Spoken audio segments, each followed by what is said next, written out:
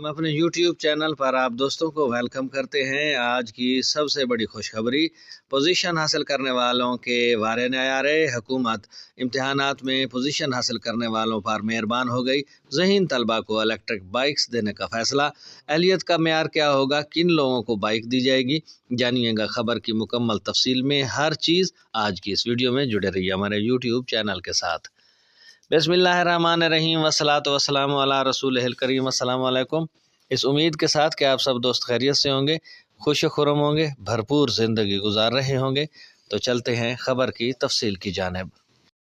खबर की तफसील के मुताबिक फेडरल बोर्ड के टॉप 120 तालिब इल्मों को मुफ्त इलेक्ट्रिक बाइक्स देने का फ़ैसला।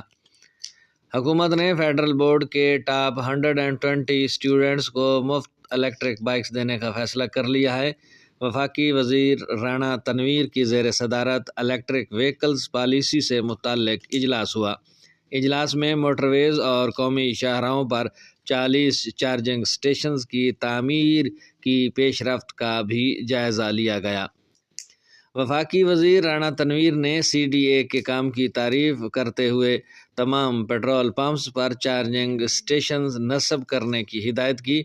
इजलास में फेडरल बोर्ड के टॉप 120 तलबा को मुफ्त इलेक्ट्रिक बाइक्स देने का फ़ैसला किया गया है, जबकि 39,000 इलेक्ट्रिक बाइक्स और 1,900 रक्शे रियायती कर्ज़ पर भी देने का फ़ैसला हुआ।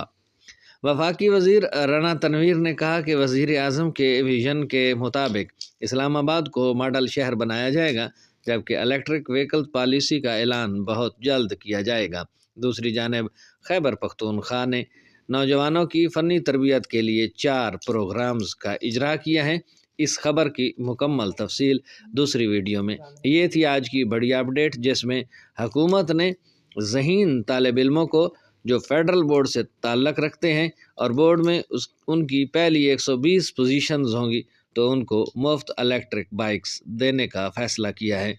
यूँ हुकूमत ज़हीन तलबा पर मेहरबान होती नज़र आ रही है और साथ में मेहनत करने के बाद ज़हीन तलबा के अब वारे न्यारे होने जा रहे हैं। आई होप सो कि आज की ये अपडेट और वीडियो आपको पसंद आएगी। कमेंट सेक्शन में अपनी राय से हमें ज़रूर आगाह कीजिएगा। अब तक के लिए इतना ही। मिलते हैं नई अपडेट्स के साथ, नई खबरों के साथ। तब तक अपना ख्याल रखिएगा।